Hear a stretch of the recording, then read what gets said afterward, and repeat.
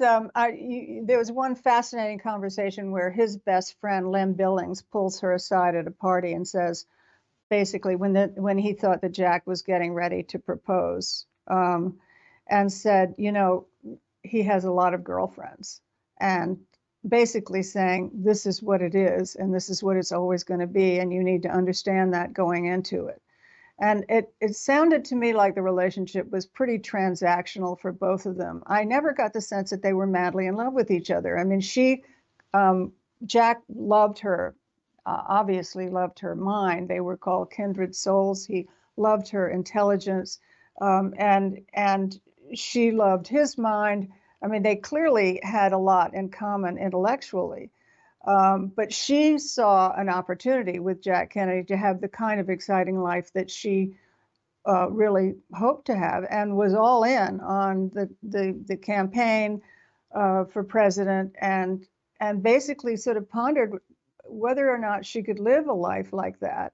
And I think with her father, she saw, well, her father, Black Jack Bouvier, had many affairs over the years, and that's what men did. And if you want, it was sort of a trade-off. You had to make that decision of whether you wanted to go through with it, and she decided she did. But it seemed to me that sort of the relationship just kind of happened. It was sort of understood that she would be the perfect wife, and Joe Kennedy, his father, loved her, and she loved him, and everyone approved. And it was sort of decided that this was the right thing for him, for his career, and the right thing for her going forward with what kind of a life she wanted. Well, I would say I believe very much that she loved him. I believe she maybe didn't love him realistically. I think she loved him in a very romantic way, as if she had in her mind created her very own prince, forged from all the princes of history and fiction that she had read about. She saw him as very heroic. I don't think that was a lie. But I think as a person, she very quickly came to recognize his ego, and his arrogance. Although that, as for a period following what comes after this book, which is their first, few years of marriage, I think she was able to,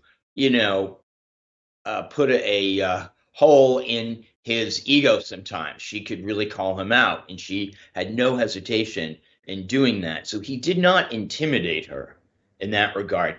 I think he's really, he's kind of like the ultimate Don Draper. I think he kind of fumbled with the idea of a man, a he-man showing affection, and he at one point told James McGregor Burns, one of his early biographers, "I'm just not the heavy romantic type," you Yeah, know. clearly.